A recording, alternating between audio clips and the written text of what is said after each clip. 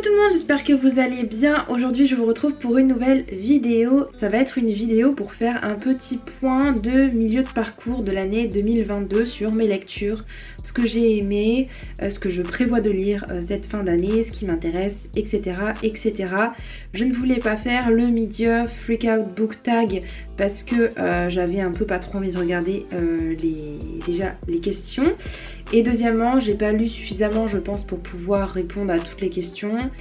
Et voilà, bref, je voulais vraiment faire quelque chose un peu à ma manière. Je tourne cette vidéo très en avance. On est le 29 juillet, je pars pour 3 semaines. Donc vous aurez cette vidéo pendant ce temps que je serai en vacances. Je la tourne en avance et vous l'aurez normalement mi-août. Voilà, on va se lancer dans le vif du sujet avec mes lectures que j'ai faites cette année.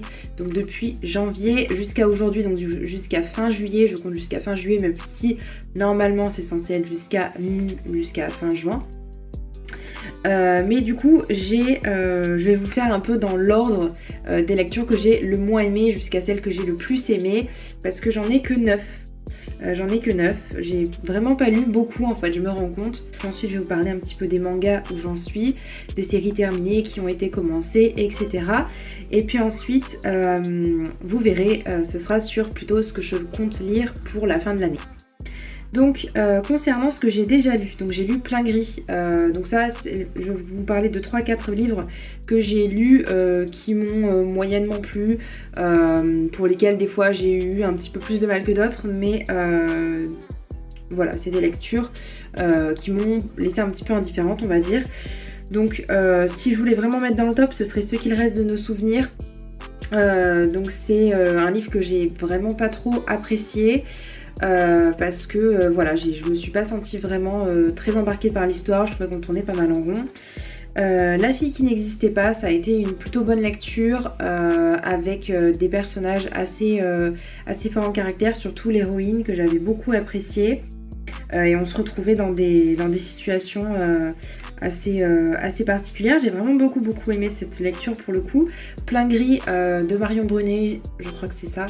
Je l'ai vraiment beaucoup aimé aussi. On était plus dans un thriller avec la mort d'un jeune qui a été retrouvé sur... donc il est mort en mer en fait sur un bateau. Ensuite, j'ai mis Circé de Madeline Miller que je viens de lire très récemment, que j'ai beaucoup apprécié, qui est très poétique, qui a un côté très... comment dire, très particulier. Moi j'ai beaucoup aimé la plume de cette autrice. Ensuite j'ai mis Le Faiseur de rêves que j'ai beaucoup aimé, donc ça j'ai lu le 1 et le 2 quasiment d'affilée. C'était un livre de fantasy où on va être dans l'univers au début des bibliothèques et du coup c'est super sympa. Et puis après on passe dans quelque chose de totalement différent, on a à la fois des mystères, à la fois de l'amour, bref c'est vraiment le genre de livre que j'apprécie beaucoup. Et puis ensuite il y a eu Loveless, donc Loveless je l'ai vraiment beaucoup aimé, donc là on arrive dans le top 3. Donc Loveless ça a été une super belle découverte d'Alice Oseman si vous ne connaissez pas. C'est une romance LGBTQ, IA+, si on veut finir. Mais voilà, LGBT avec une jeune fille qui se pose beaucoup de questions sur son identité. J'ai aussi noté L'été de tous les possibles en deuxième position, donc de Jennifer Niven que je viens de lire aussi très récemment, que j'ai adoré parce que tout simplement ça m'a fait vivre plein d'émotions, plein de sensations différentes. C'est une petite romance qui pourtant ne présage rien d'exceptionnel. Et en premier je mettrai Dry de Neil Shusterman et Jarrod Shusterman, que j'ai vraiment super aimé. C'est un livre qui m'a fait vraiment... qui m'a tenu en haleine en fait tout du long, parce que dans cette histoire on suit des ados qui sont confrontés à la sécheresse. Ils n'ont plus aucun moyen de boire, il n'y a rien qui coule des robinets, ils ne peuvent pas s'en procurer ailleurs, donc ils vont devoir partir assez loin en fait, et on va rencontrer plein de gens qui sont complètement déshydratés, qui deviennent complètement fous. Et c'était super chouette. Donc voilà, Neil Shusterman ne m'a jamais vraiment déçue jusqu'à maintenant. J'ai lu au tout début, la première série que j'ai lue de lui, c'était aux éditions Le Masque. Et qui d'ailleurs je pense n'existe plus ou est devenue une collection d'autres choses, ou bref. Mais c'était Les Fragmentés et j'avais lu le premier tome, je l'avais emprunté en fait à la bibliothèque et depuis je n'ai pas lu la suite. Je pense pas que ce soit parce que j'ai vraiment pas aimé, c'est plus parce que j'ai pas pris le temps de continuer et qu'au bout d'un moment on oublie et qu'on n'a pas forcément envie de relire. Enfin moi personnellement j'ai pas envie de relire un tome que j'ai déjà lu, même si je m'en souviens pas vraiment. Donc voilà pour cette petite rétrospective de ce début d'année concernant les romans. Et concernant les mangas, alors j'ai commencé 1, 2, 3, 4 séries, 5 séries même, mais j'en ai terminé une en même temps que je l'ai fini, et c'est Blue Flag. Donc Blue Flag, je l'ai commencé et terminé on va dire en un mois, puisque j'ai acheté on va dire la première moitié et la deuxième moitié, donc je l'ai acheté en 2 fois. Et ça a été vraiment un gros coup de cœur, vraiment une superbe série avec des personnages très humains. Et donc c'est avant tout une romance, mais c'est aussi une histoire de la vie en fait, de jeunes et de construction de soi. Et on parle aussi de personnages homosexuels dans cette série. Ensuite, il y a aussi We Must Never Fall in Love que j'ai déjà, donc j'en suis au 2e tome. J'aime beaucoup, je trouve que c'est plutôt assez mignon, mais ça sort pas non plus, c'est pas quelque chose d'exceptionnel. J'ai aussi Perfect World, j'ai lu les 2 premiers et voilà, pour l'instant je suis un peu, j'ai bien apprécié, mais je m'attendais à quelque chose d'autre. Donc à voir par la suite comment ça se passe, mais j'ai même plus vraiment beaucoup de souvenirs de ce qui s'y passe. J'ai aussi commencé Mordu de toi, donc, dont je vous ai parlé il n'y a pas très longtemps. C'est une toute petite série qui est terminée en 6 tomes et pour l'instant j'aime beaucoup. Je trouve que les personnages aussi sont très mignons et j'aime bien ce genre de manga enfin, assez simple en fait, mais je trouve que cette autrice particulièrement je l'aime bien. Ensuite j'ai aussi commencé Beastars que vous avez aussi vu très très récemment, donc de Haruhi Takagi. Il y a certains titres, enfin certains auteurs j'arrive à retenir et d'autres non, donc voilà, de toute façon vous avez les visuels avec les auteurs.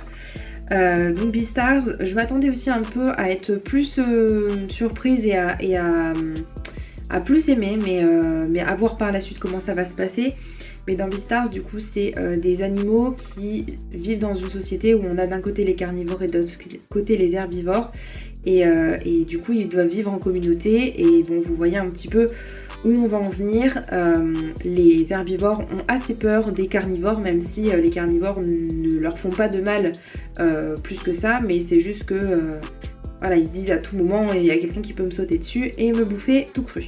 Et j'ai aussi fini une série, donc c'est Banal à tout prix de Nagamu Nanaji, que j'avais plutôt bien aimé aussi. J'ai trouvé que ça s'essoufflait un peu vers la fin, mais ça a été globalement une bonne lecture. Voilà. Par rapport à mes prochaines lectures et à ce que je souhaite lire, ma palle, qu'est-ce qui me fait le plus envie, j'ai sélectionné 3 titres principaux. Donc j'ai Instructions for Dancing de Nicolas Yoon aux éditions Bayard. Donc c'est un livre que j'emmène en vacances, donc actuellement, tout de suite quand je vous tourne la vidéo, je ne l'ai pas lu, mais je suis quasiment sûre de l'avoir lu pendant les 3 semaines de vacances parce que c'est ma prochaine lecture tout simplement.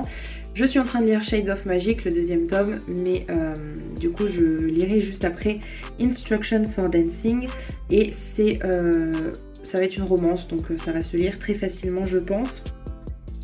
Et j'aime beaucoup Nicolas Yoon, donc voilà, je pense qu'il n'y a aucun souci à se faire de ce côté-là. Ensuite j'ai aussi noté La Ville sans vent d'Aurélie Villepoix je crois. Donc c'est un livre que j'ai depuis un petit moment déjà, je pense quelques années, 2 ans, quelque chose comme ça. J'ai vraiment très hâte de le lire, la couverture est magnifique, le 2e tome est déjà sorti, je me demande si le 3e n'est pas déjà sorti aussi. J'ai vu que le 1er tome allait sortir en poche à la rentrée, donc La Ville sans vent c'est sur ma liste.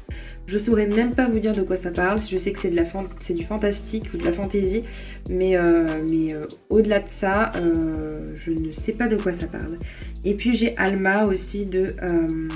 alors je ne sais plus son nom, je l'avais sur le bout de la langue mais c'est parti. Donc Alma de Timothée de Fombelle, c'est le 1er tome aussi, le 2e tome est déjà sorti. Je sais pas où en est le 3e tome, je sais pas s'il y en a un d'ailleurs. Mais bref, Alma c'est plutôt une histoire d'aventure avec autant des esclaves, de l'esclavagisme Ensuite j'ai aussi noté 3 titres qui vont paraître à la rentrée et qui me tentent aussi pas mal. Ça veut pas dire forcément que je vais les acheter parce que j'ai un petit peu regardé et globalement il y en a aucun qui me fait vraiment waouh, voilà, où j'ai vraiment envie de le lire.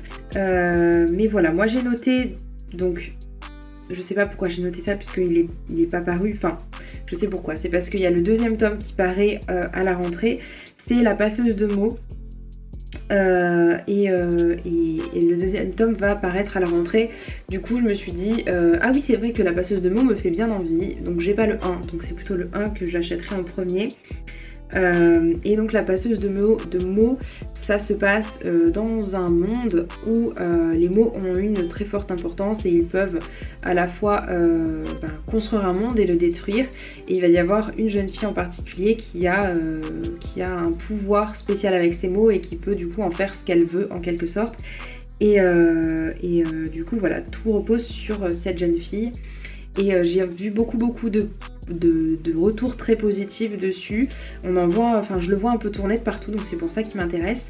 Ensuite j'ai aussi noté Bépocalypse, donc c'est le 9 novembre, il sort en poche. Et Bépocalypse c'est de Ariel Holtz. Et ça m'embête un peu parce que Ariel Holtz, j'aime bien ce qu'il fait. Et c'est l'auteur des Sœurs Carmine, si vous connaissez pas son nom, mais je pense que les Sœurs Carmine a fait quand même pas mal de bruit sur Booktube pour que tout le monde connaît plus ou moins ce titre. Et donc Ariel Holtz écrit aussi beaucoup d'autres titres, et le problème c'est que souvent c'est des séries et ils ne terminent pas, ou en tout cas c'est en cours. Et voilà, j'ai un premier tome que j'ai lu il y a bien un an. Donc c'était L'âme vive, et pour l'instant il n'y a pas de date annoncée pour le 2e tome. J'ai vu qu'il a commencé d'autres séries entre temps, donc je sais pas s'il compte faire la suite ou pas, mais voilà, je suis un petit peu déçue de ne pas avoir la suite de l'autre, donc voilà. Mais en attendant, Bépocalypse c'est un tome unique où on va suivre des jeunes qui sont dans une ville qui a subi l'apocalypse, où il y a des zombies, etc. Il y a eu enfin voilà, comme vous imaginez l'apocalypse, hein, des gens qui s'entretuent, etc. Et on arrive après l'apocalypse, et donc les gens peuvent ressortir de chez eux. Le problème c'est qu'il y a des nouveaux élèves qui vont arriver, ou en tout cas des personnes un petit peu étranges qui ont des couleurs de peau, des yeux, etc. qui sont très différents. Et donc est-ce que ce serait pas des zombies ou des gens un petit peu chelous? Est-ce que c'est vraiment bien des humains? Est-ce qu'on peut leur faire confiance? Bref. J'aime beaucoup l'humour et comment dire, l'écriture d'Ariel Holtz, donc franchement savoir qu'il sort en poche, ça me rend un peu joyeuse quoi. Et je vais finir avec le dernier livre de cette petite sélection, c'est Seul un monstre, le tome 1 de Vanessa Len, donc qui sort le 8 septembre, donc c'est pas du tout dans le bon ordre que je vous ai dit les choses, mais bon. Voilà, donc c'est l'histoire d'une jeune fille qui s'appelle Joanne, et voilà, elle est bien contente parce que c'est les vacances. Elle a décidé de savourer tranquillement son séjour dans la famille un peu farfelue de sa mère à Londres. Elle adore son petit boulot au manoir de Holland House, où elle se rapproche peu à peu d'un autre passionné d'histoire, Nick, mais rien de tout cela n'est en fait un hasard. Donc les Hunt, donc sa famille, ne sont pas simplement de grands excentriques, ce sont aussi des créatures dotées de pouvoirs cachés aussi fascinants que terrifiants. L'un des 12 clans qui règne en secret sur la capitale, le tueur de monstres des contes de son enfance n'est pas qu'un mythe, il existe bel et bien et ne reculera devant rien pour abattre ceux qu'elle aime. Pire encore, c'est Nick, le garçon auquel elle a commencé à s'attacher. Donc en fait Nick veut tuer sa famille. Pour une fois on est un peu de l'autre côté du miroir, c'est-à-dire qu'on va avoir un personnage... un héros entre guillemets qui est aussi un monstre, et moi ça me donnait plutôt envie. La couverture est aussi sympa, donc à voir ce que ça peut donner. Voilà pour ma petite sélection et ma petite rétrospective de l'année. J'espère que ça vous aura plu. Si vous avez certains livres qui vous font envie pour la rentrée littéraire, comme pour l'instant je me suis pas vraiment penché plus que ça. Enfin, j'ai regardé un petit peu rapidement pour faire cette vidéo, mais je me suis pas vraiment plongée depuis des semaines dessus. Ça a été vite fait en 10 minutes, un quart d'heure. Mais si vous avez des suggestions à me faire, des livres qui vous ont tapé dans l'œil, n'hésitez pas à me faire part de tout ça en commentaire. Et je vous dis à bientôt dans une prochaine vidéo. Ciao ciao!